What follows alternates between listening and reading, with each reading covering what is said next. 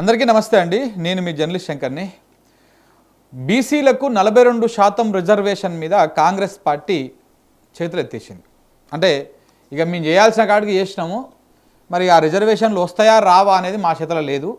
BJP చేతిలో ఉంది, మోడీ చేతిలో ఉంది, కోర్టు చేతిలో ఉంది, రాష్ట్రపతి గారి చేతిలో ఉంది అని చెప్పేసి చివరికి మొత్తము హ్యాండ్స్ అప్ చేసి పడేసింది. చేతులు ఎత్తేసేటువంటి ప్రయత్నం అయితే చాలా స్పష్టంగా ఇవాళ ముఖ్యమంత్రి రేవంత్ రెడ్డి గారు ఢిల్లీలో మీడియా ప్రతినిధులతోటి మాట్లాడినటువంటి మాటలను చూస్తే చాలా స్పష్టంగా అదే అర్థమవుతుంది.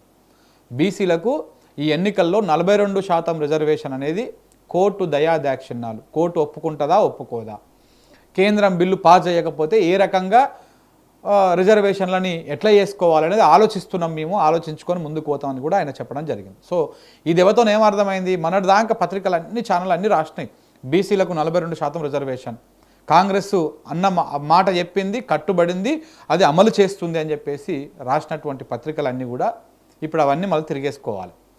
వారు ఇవాళ చిట్చాట్లో ఏమని మాట్లాడి దాదాపు ఒక 10 అంశాలు మాట్లాడారు. ప్రతి పాయింట్ మీకు చదివి వినిపిస్తా, దాంతోపాటు మనం అనాలిసిస్ కూడా చేద్దాం. బీసీ రిజర్వేషన్లు 42% ఇవ్వాలన్నది మా కమిట్మెంట్. వీళ్ళ కమిట్మెంటు బీసీలకు రిజర్వేషన్లు 42% ఇవ్వాలన్నది వీళ్ళ కమిట్మెంటు. వీళ్ళు కామారెడ్డికి వెళ్ళి సిద్ధరామయ్య గారిని తీసుకొచ్చి ప్రకటన చేయించి బీసీలకు 42% రిజర్వేషన్ ఇస్తాము, ఒక రాజకీయాల్లోనే కాదు విద్య, వైద్యం, ఉద్యోగ, ఉపాధి అవకాశాలలో కూడా 42% రిజర్వేషన్లు కల్పిస్తాము అని చెప్పేసి వీళ్ళు ఎన్నికల హామీ ఇచ్చారు. ఎన్నికల హామీ ఇచ్చి ఎన్నికలు అయిపోయాక గెలిచిన తర్వాత స్థానిక సంస్థల ఎన్నికలు పెట్టాలన్నటువంటి ఆలోచన వచ్చినప్పుడు కొంత తోక జాడిచ్చారు. తోక ఎట్లా జాడిచ్చారు అంటే 42% రిజర్వేషన్ అంటే ఇప్పటికీ అయ్యేటువంటి అంశం కాదు, అది కేంద్రం పరిధిలో ఉన్నటువంటి అంశము. సో కాబట్టి దీన్ని పంచాయతీ ఎన్నికల వరకు, స్థానిక సంస్థల ఎన్నికల వరకు పార్టీలే 42% రిజర్వేషన్ ఇస్తే బాగుంటుంది. అంటే ఏవైతే పార్టీలు పోటీ చేస్తూ ఉన్నాయో ఆ పార్టీలే ప్రతి పార్టీ 42% బీసీలకు టికెట్లు ఇచ్చేటువంటి విధంగా సహకరిస్తే బాగుంటుందని చెప్పేసి కొంత లీకులు ఇచ్చింది, కొన్ని స్టేట్మెంట్లు కూడా ఇచ్చారు అక్కడక్కడ అధికార పార్టీకి సంబంధించినటువంటి నాయకులు. దాంతో బీసీ సమాజం ఒక్కసారి బగ్గుమని లేచింది. ముగ్గురు బీసీ నాయకులు ఆమరణ నిరాహార దీక్ష చేశారు. సో కాబట్టి దాంతో రాష్ట్ర ప్రభుత్వం దిగిరావాల్సి వచ్చింది. దిగొచ్చి బీసీ బిల్లు పెడతాము అని చెప్పేసి చెప్పారు, మాట్లాడారు. దాని తర్వాత ఒకరోజు బీసీ బిల్లులని తీసుకొచ్చారు, అసెంబ్లీలో ప్రవేశపెట్టారు. 2 ఉభయ సభలు ఏకగ్రీవంగా బిల్లులను ఆమోదింపజేసి గవర్నర్కు పంపించి గవర్నర్ నుంచి రాష్ట్రపతికి పంపించారు కేంద్ర ప్రభుత్వం దగ్గర. ఇప్పుడు అది పెండింగ్లో ఉన్నది. ఇది జరిగినటువంటి వ్యవహారం. అక్కడ కేంద్ర ప్రభుత్వము ఆ బిల్లుని పాస్ చేసేటువంటి అవకాశాలు కనపడతలేవు. దాంతోపాటు ఇక్కడ బీజేపీ కూడా ఆ రాష్ట్ర ప్రభుత్వం చేసినటువంటి బిల్లు పట్ల, బీసీలకు కల్పిస్తున్నటువంటి 42% రిజర్వేషన్ పట్ల అనుమానాలు వ్యక్తం చేస్తూ ఉన్నది. ఈ 42% రిజర్వేషన్లు బీసీలో ఉన్నటువంటి లెక్కలలో బీసీ మైనార్టీలు ఎవరైతే ఉంటారో ముస్లింలు ఉన్నటువంటి బీసీలకు ఇవ్వకూడదు, ముస్లింలను అసలు ఎవరిని కూడా ఇందులో కన్సిడర్ చేయకూడదు అని చెప్పేసి వాళ్ళు ఒక కొత్త వాదాన్ని తీసుకొచ్చారు తెర మీదకి. దాంతో బీజేపీ ఏదో ఒక సాకెత్తుకున్నదో ఆ సాకు వాళ్ళకి దొరికింది. వాళ్ళు ఇప్పుడు బండి సంజయ్ కానీ, ధర్మపురి అరవింద్ కానీ, లేకపోతే మిగతా బీజేపీ నాయకులు అందరూ కూడా, ఒక ఈటల రాజేందర్ లాంటి వాళ్ళు కాకుండా మిగతా వాళ్ళందరూ కూడా ముస్లింల అనేటువంటి వ్యవహారం మీదే, ముస్లింలు లేకుండా మీరు 42% ఇస్తే మేము ఒప్పుకుంటాం అనేటువంటి మాటతోటే వీళ్ళు దీన్ని వ్యతిరేకించుకుంటూ వచ్చారు. అంటే బయట ఇప్పుడు ఇదంతా అయిన తర్వాత. సో దాంతో అది అక్కడ పెండింగ్ పడిపోయింది, అది అట్లా ఆగిపోయింది. పంపించినటువంటి బిల్లులు అక్కడికి వెళ్ళి ఆడ పెండింగ్ పడి ఆగిపోయింది. అది అయిపోయిన తర్వాత మరి ఇక హైకోర్టు తీర్పు ఇచ్చింది.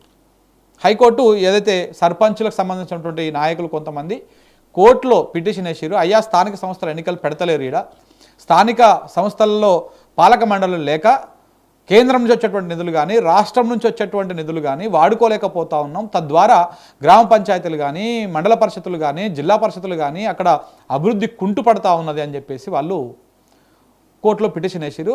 వీళ్ళ వాదనని కోర్టు అంగీకరించింది. దాంతో హైకోర్టు తెలంగాణ రాష్ట్ర ప్రభుత్వానికి మొట్టికాయలు వేస్తూ, ఏం చేస్తా ఉన్నా 2 రోజుల నుంచి మీరు ఇంకెప్పుడు ఎన్నికలు నిర్వహిస్తారు, ఎన్నికలు నిర్వహిస్తారా నిర్వహించారా, 3 నెలల లోపల మీరు ఎన్నికలు నిర్వహించకపోతే మేమే ఎన్నికల నిర్వహణకు ఆదేశాలు జారీ చేస్తాం, ఈసీకి జారీ చేస్తామని చెప్పేసి కూడా హైకోర్టు చాలా సీరియస్గా వార్న్ ఇచ్చింది. డెడ్ లైన్ కూడా పెట్టింది, సెప్టెంబర్ 30 తారీఖు లోపల స్థానిక సంస్థల ఎన్నికలు నిర్వహించాలి అని. ఇక అప్పటి నుంచి ఏమంటారు కాళ్ళు గాలిన పిల్లి లెక్క తిరుగుతూ ఉంది మన కాంగ్రెస్ ప్రభుత్వం, కాంగ్రెస్ పార్టీ. ఇక అక్కడ బిల్లు పంపిస్తే అదేమో ఇంకా ఏం కాకపోయా దాని మీద ముంగలు కొట్టట్టు లేదా ఇట్లా కాదని చెప్పేసి వెంటనే మేము ఒక ఆర్డినెన్స్ తీసుకొస్తాము, ఆర్డినెన్స్ తీసుకొచ్చి పంచాయతీ ఎన్నికల్లో రిజర్వేషన్ కల్పిస్తాము అని చెప్పేసి ఒక ఆర్డినెన్స్ తెచ్చిరు. మళ్ళీ ఇప్పుడు ఆ పంపించిన బిల్లు చర్చ ఇవన్నీ పక్కకు పోయినాయి, గంగలు కలిసినాయి, అదే పక్కకెట్టిరు. మళ్ళీ మేము ఆర్డినెన్స్ తెస్తామని చెప్పేసి అప్పటికప్పుడు క్యాబినెట్ భేటీ అయిపోయి దాని మీద చర్చించి ఒక ఆర్డినెన్స్ని గతంలో కేసీఆర్ చేసినటువంటి ఆర్డినెన్స్కే సవరణలు చేసి దాన్ని గవర్నర్ దగ్గరికి పంపించారు. గవర్నర్ గారు ఇప్పుడు అక్కడ గవర్నర్ గారి దగ్గర అది పెండింగ్ ఉంది, అది పెండింగ్ అట్లా ఉన్నది, అది ఇంకా అప్రూవల్ కాలేదు, దానికి సంబంధించినటువంటి ఏది ఇంకా జరగలేదు. ఇది ఇలా ఉండగానే మళ్ళా కాంగ్రెస్ పార్టీ మళ్ళీ ఇంకో కొత్త రూపాంతరం చెందింది. ఈ ఆర్డినెన్స్ తెచ్చింది, మళ్ళీ ఇట్లా పెట్టింది, మేము 42% కల్పిస్తున్నామని చెప్పేసి పెద్ద పెద్ద పేపర్లలో యాడ్లు, లేకపోతే టీవీలలో డిస్కషన్లు, ప్రకటనలు, వార్తలు అన్నీ అయిపోయినాయి. అయిపోయిన తర్వాత మళ్ళీ ఇప్పుడు ఢిల్లీకి పోయి మన కొత్తగా ఢిల్లీకి పోయి మేము నిన్న ధర్నా చేస్తామని చెప్పేసి ఢిల్లీకి పోయి ధర్నా చేసారు. ఏమని? ఫస్ట్ పంపించిన బిల్లులు ఉన్నాయి కదా, ఆ బిల్లులు మీరు ఆమోదించాలి ఇప్పుడు అని చెప్పేసి. అంటే ఇంత డబుల్ డ్రామా చూడండి. ఒకవైపు ఏమో ఆర్డినెన్స్ అంటది, ఒకవైపు ఏం బిల్ అంటది, ఒకవైపు గవర్నర్ దగ్గర ఇక్కడ స్థానిక సంస్థల ఎన్నికలకు 42%తో పోతామంటది, మళ్ళీ అక్కడ బిల్ అంటది. అసలు ఏ క్లారిటీ లేదు, ఏది లేదు, మొత్తం కన్ఫ్యూజన్ చేసి పడేస్తూ ఉన్నది. మరి ఆర్డినెన్స్ తెచ్చిన వాళ్ళు మళ్ళీ ఎందుకు పోయి ధర్నా చేయాలి ఢిల్లీలో? ఎందుకంటే ఇది వర్కౌట్ కాదు కాబట్టి. ఎవడన్నా రేపు పుసుకున్న కోర్టుకు పోతే ఆ ఆర్డినెన్స్ కొట్టేస్తారు కాబట్టి, అది నిలబడదు కాబట్టి, 42% రిజర్వేషన్ బీసీలకు రాదు కాబట్టి. ఇదంతా డ్రామా. ఒకవేళ ఇది పోతే ప్రభుత్వానికి చిత్తశుద్ధి లేదు అని చెప్పేసి బీసీ సమాజం ఎక్కడ తిరగబడుతుందో అని చెప్పేసి మళ్ళీ ఢిల్లీకి వెళ్ళి నిన్న ధర్నా ప్రోగ్రాం పెట్టారు. సంతోషమే ధర్నా, కానీ ఎక్కడ సాధ్యమయ్యేది ఎక్కడ? పక్కనే ఉన్నటువంటి రాహుల్ గాంధీ ఇంటి పక్కనే ధర్నా పెడతారు. రాహుల్ గాంధీ పోడు ఆడికి, రాహుల్ గాంధీ ఓడు కనీసం మాట్లాడాడు, ఆడికి ఓడు. సో ఇవన్నీ జరుగుతూ ఉన్నాయి. ఇప్పుడు ఏమంటున్నారు? ఇదంతా అయిపోయిన తర్వాత నేను ఆడికి పోయి మాట్లాడారు, ఇక మొత్తం అందరు నాయకులు అందరూ ఠీ మీ బీసీలకు అది ఇది అని చెప్పేసి మాట్లాడేసి అయిపోయారు. అంతా అయిపోయిన తర్వాత మళ్ళీ మీడియా ప్రతినిధులు పిలుచుకొని మళ్ళీ ఒక చిట్ చాట్ కార్యక్రమం. మీరు ఒక్కసారి అబ్జర్వ్ చేయండి రేవంత్ రెడ్డి గారి వ్యవహారము. మీడియా మైకులలోనేమో కొంత చెప్పాల్సినవన్నీ చెప్తాడు. అంటే ఇప్పుడు ఏం జరిగింది, ఇట్లా మోసం జరిగింది బీసీలకు, మోడీ ఇట్లా చేయాలని చెప్తాడు. చిట్ చాట్ చేసేటప్పుడు అసలు విషయాన్ని బయట పెడతాడు. చిట్ చాట్లో ఏమంటున్నాడు? ఇక బీసీలకు మేము 42% రిజర్వేషన్ ఇవ్వలేము, కోర్టు ఎట్లా చెప్తే అట్లా పోతాము, కోర్టు ఒప్పుకోకపోతే రిజర్వేషన్ను తగ్గించుకొని పోతాము. ఈ రకమైనటువంటి డ్రామా కోసం చిట్ చాట్ కార్యక్రమం మొదలుపెట్టాడు. ఆ చిట్ చాట్లో ఏమన్నాడంటే, రిజర్వేషన్ల సాధన కోసం మేము పూర్తి స్థాయిలో ప్రయత్నాలు చేసిరంట. ఏం ప్రయత్నాలు చేసిరు సార్? పూర్తి స్థాయిలో ఎక్కడ చేసిరు? బిల్లు పెట్టినప్పుడు మాట్లాడిరు, మళ్ళీ దాని మీద అసలు సడి సప్పు లేకుండా ఉన్నారు. మీరు అన్ని పార్టీలను తోలుకొని ఢిల్లీకి పోయి ఆడ ధర్నా చేద్దాము అని చెప్పారు. ఎవరికి పెట్టకుండా ఊరికిరు మీరు ఆడికి. మరి అందరు తోలుకొని పోవాలిగా.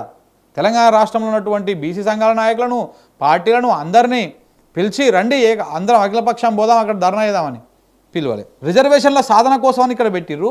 ఇంతకుముందుకి అప్పుడే రిజర్వేషన్లు వచ్చినాయని చెప్పేసి మీ చోటా మోటా నాయకులు, మీ ఎమ్మెల్యేలు, మీ మంత్రులు పెద్ద పెద్ద బ్యానర్లు, పోస్టర్లు పెట్టుకొని సోషల్ మీడియాలో ప్రచారాలు చేసుకుంటూనే ఉన్నారు. మరి సాధించినాక మళ్ళా సాధన కోసం కొట్లాట అయింది. అంటే డబుల్ స్టాండర్డ్ చూడండి మీరు ఒకసారి. కులగణన రిజర్వేషన్ల సాధనలో మా చిత్తశుద్ధిని ఎవరూ శంకించలేరు, మీకు మీరే అనుకోవాలి, సర్టిఫికెట్ మీకు మీరే ఇచ్చుకోవాలి. కులగణన ఎట్లా చేసిరో తెలియదా? 60% పై ఉన్నటువంటి బీసీలను 42% కుదించారు, 40% కుదించారు మీరు. ఇలాంటి మహానుభావులు మీరు. మళ్ళీ మీరు మా చిత్తశుద్ధిని ఎవరు శంకించలేరు అంట. అసలు మీరు చేసినటువంటి కులగణన కానీ ఏది కూడా కౌంటబుల్ కాదు, అది అదంతా లీగల్గా, అదంతా చట్టం ముందు నిలవదు అది. ఇంకొకటి, రాష్ట్ర ప్రభుత్వం అన్ని విధాల ప్రక్రియ పూర్తి చేశాం, రాష్ట్ర ప్రభుత్వంగా అన్ని విధాలుగా ప్రక్రియను పూర్తి చేసిరంట. ప్రస్తుతం కేంద్రం పరిధిలోని బీసీ రిజర్వేషన్ అంశం ఉన్నది, అయిపోయి కుండెత్తేసిండిగా. మేము చేయాల్సింది అంతా చేసినాము, ఇప్పుడు ఇంకా కేంద్రమే చేయాలి. కేంద్రం చేస్తుందా? బీసీ రిజర్వేషన్ ఇచ్చేటువంటి అవకాశం ఉందా? ఇంకా అయిపోయింది, తీసుకపోయి మోడీ మీద నెట్టేసి, బీజేపీ మీద నెట్టేసి ఇప్పుడు ఎన్నికలకు పోవాలనేటువంటి దానికి లైన్ క్లియర్ చేసుకుంటున్నాడు. కేంద్రము బీజేపీ కోర్టులో రిజర్వేషన్ల అంశం ఉన్నది, బీజేపీ కోర్టులో రిజర్వేషన్ల అంశం ఉన్నది. ఇప్పుడు ఇక కేంద్రం చేతిలో, కోర్టు చేతిలో ఉన్నదని చెప్పేసి చెప్తా ఉన్నాడు. బీసీలపై ప్రేమ ఉంటే బీసీ బిల్లును కేంద్రం ఆమోదించాలి. ఈయనకేదో పెద్దగా ఉన్నట్టు. బీసీలపై ప్రేమ ఉంటే బీసీ బిల్లు వెంటనే కేంద్రం ఆమోదించాలి అంట. ఇదంతా ఎట్లా అంటే నేను తిట్టినట్టు చేస్తా, నువ్వు ఏడ్చినట్టు చేయి, నేను కొట్టినట్టు చేస్తా, నువ్వు బాధపడ్డట్టు చేయి అన్నటువంటి వ్యవహారంలోకి కనపడతా ఉంది. కేంద్రంపై ఒత్తిడి పెంచడం కోసం బీసీలకు న్యాయమైన వాటా కోసమే మా కొట్లాట. జంతర్ మంతర్ వేదికగా మా వాణిని బలంగా వినిపించినాం. మీ వాణి వినిపిస్తేందుకు మీ పక్కనే ఉన్నటువంటి రాహుల్ గాంధీ గారు కూడా రాకపోయా. అంత చిత్తశుద్ధి ఉంది మీకు బీసీల మీద, బీసీ బిల్లు మీద. జంతర్ మంతర్ ధర్నా పైన బీజేపీ బీఆర్ఎస్ నేతలు విమర్శించడం విడ్డూరంగా ఉన్నది. మా కమిట్మెంట్కు వాళ్ళ సర్టిఫికేట్ అవసరం లేదు. చాలా అద్భుతమైనటువంటి కమిట్మెంట్ మీది. ప్రజలను అబద్ధపు మాటలు చెప్పి మభ్య పెట్టము, అది బీఆర్ఎస్ నైబము, ఆ పని మేము చేయము అని చెప్పేసి ఇవాళ మీడియాతోటి మన రేవంత్ రెడ్డి గారు చిట్చాట్ చేశారు. ఇక దాంతోపాటు బీసీలకు రాహుల్ ఇచ్చిన మాటను అమలు చేయడమే మా టార్గెట్ అని చెప్పేసి చెప్తా ఉన్నాను. అమలు అయినప్పుడు ఆ మాట చెప్పాలి మీరు. మోదీ, ఇంకా ఇది చాలా కీలకమైనటువంటి అంశం చూడండి. మోడీ చేతుల్లోనే బీసీ రిజర్వేషన్ నిర్ణయం ఉన్నది. మా ఆఖరి పోరాటాన్ని కూడా పూర్తి చేసినాం. ఇక బీజేపీ నిర్ణయం తీసుకోవాలి, రాష్ట్రపతికి రాజకీయాలు సంబంధం లేదు. ఇక మా ఆఖరి పోరాటాన్ని మేము పూర్తి చేసినాము, ఇక బీజేపీ నిర్ణయం తీసుకోవాలి అంటే ఏమైంది? ఇక మేము బీసీల కోసం చేసే కాడికి చేసేసినాం. ఇంకా కేంద్ర ప్రభుత్వం బీజేపీ నిర్ణయం తీసుకుంటేనేమో వస్తేనేమో వచ్చినట్టు, లేకపోతే రానట్టు. ఇన్ని రోజులు వీళ్ళు బీసీల ప్రేమ మీద చేసిందంతా కూడా, బీసీల పేరు మీద చేసిందంతా కూడా డ్రామా. ఆయనే చెప్తా ఉన్నాడు, మనం చెప్పే మాట కాదు ఇది, రేవంత్ రెడ్డి గారే చెప్తా ఉన్నారు ఆ మాట. కేంద్రం బిల్లుకు ఆమోదించకపోతే, కేంద్రము బీసీ బిల్లును ఆమోదించకపోతే స్థానిక సంస్థల ఎన్నికలపై ఎలా వెళ్ళాలో ఆలోచిస్తాం. ఇది చాలా కీలకమైనటువంటి పాయింట్.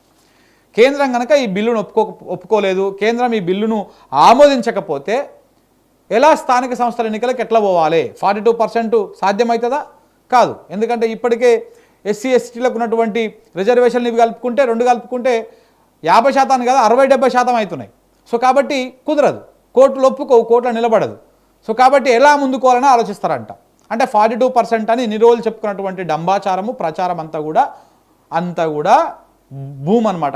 అంత ట్రాష్, అదంతా కూడా ఉట్టిదే. ఇన్ని రోజులు టైంపాస్ కావడానికి, రాజకీయాలు మాట్లాడుకోవడానికి, బీసీ నాయకులకు కొంత పని దొరకడానికి, పేపర్లలో ఫస్ట్ పేజీలో వార్తలు రాసుకోవడానికి పనికొచ్చింది. రేపు అది కోర్టులో నిలబడకపోతే అది అన్నీ కూడా చెత్తకుప్పలకు పోయినట్టే. ఇంకా ఈ స్థానిక సంస్థల ఎన్నికలు కూడా పూర్తి చేసేందుకు ఇంకా మస్తు టైం ఉన్నది. మరి ఎప్పుడు పెడతారు సార్ ఎన్నికలు అంటే? 10 రోజులు చాలు ఎన్నికలు పెడతాందుకు, మస్తు టైం ఉందని చెప్తున్నారు. సో కాబట్టి లోకల్ బాడీ ఎన్నికలను 30 లోపల పూర్తి చేయాలని చెప్పేసి హైకోర్టు చెప్పింది. ఆ లెక్క ప్రకారం మేము పూర్తి చేస్తామని చెప్పారు. మొత్తం ఫైనల్గా ఏం చెప్తా ఉన్నారు ముఖ్యమంత్రి గారు? 42% బీసీలకు రిజర్వేషన్ అనేది గాల్లో దీపం లెక్క ఉన్నది. బీజేపీ కేంద్ర ప్రభుత్వం వచ్చి ఆ దీపానికి మంచి గ్లాస్ షీల్డ్ పెట్టి కాపాడితేనేమో అది ఉంటుంది. కాపాడి దాని ఒక బలంగా దాని చట్టబద్ధత కల్పించి 42% రిజర్వేషన్లని బీసీలకు కేటాయిస్తూ ఉభయ సభలు బిల్లును పాస్ చేసి రాష్ట్రపతితో ఆమోద ముద్ర వేయించి దాన్ని షెడ్యూల్ 10లోనో అందులో పెట్టేస్తేనే అప్పుడు అది దానికి రాజ్యాంగ భద్రత, చట్టబద్ధత ఉన్నట్టు, అప్పుడు బీసీలకు 42% రిజర్వేషన్ వచ్చినట్టు. కానీ ఇప్పుడు అది గాలి దీపంలో ఉన్నది. రేపనాడు అది అవుతుందా కాదా, ఏమవుతుంది? మోస్ట్లీ అయితే 99% బీసీలకు ఈ బీసీ బిల్లు ఇప్పుడు పాస్ అయ్యేటువంటి అవకాశం లేనే లేదు. ఇంత జల్దీగా, ఇంత తొందరగా వీళ్ళ డ్రామా కూడా చూడండి. ఇది ఎంత? ఇది సెప్టెంబరు 7వ తారీఖు, ఆగస్టు 7వ తారీఖు. ఇది కరెక్ట్గా ఇందులో ఇంకొక 20 రోజులు ఉన్నది, అవతల నెలలో 30 రోజులు ఉన్నది. 40 రోజులలోనే మొత్తం ఇప్పుడు పార్లమెంటు బిల్లు పెట్టేయాలి, చేసేసేయాలి. దాని మీద ఒక కసరత్తు లేదు, ఏమీ లేదు. వాళ్ళు చాలా క్లియర్ కట్గా చెప్పారు, మేము కులగణన జనగణన చేస్తూ ఉన్నాము, అది అయిన తర్వాత మిగతా సంబంధించినటువంటి అంశాలను చేస్తాము అని. సో అట్లా బిల్లు పెట్టేటువంటి అవకాశం లేదు ఇప్పుడు.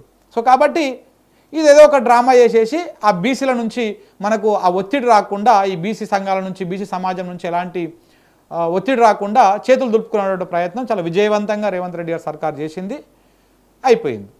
నిజంగా కూడా వీళ్ళు ఏడిస్తారు అసలు రిజర్వేషన్ వెళ్తున్నా అయ్యేదా? సో కాబట్టి ఇది కేవలము ఒక మభ్య పెట్టేటువంటి వ్యవహారం తప్ప ఇంకొకటి కాదు. Thank you very much.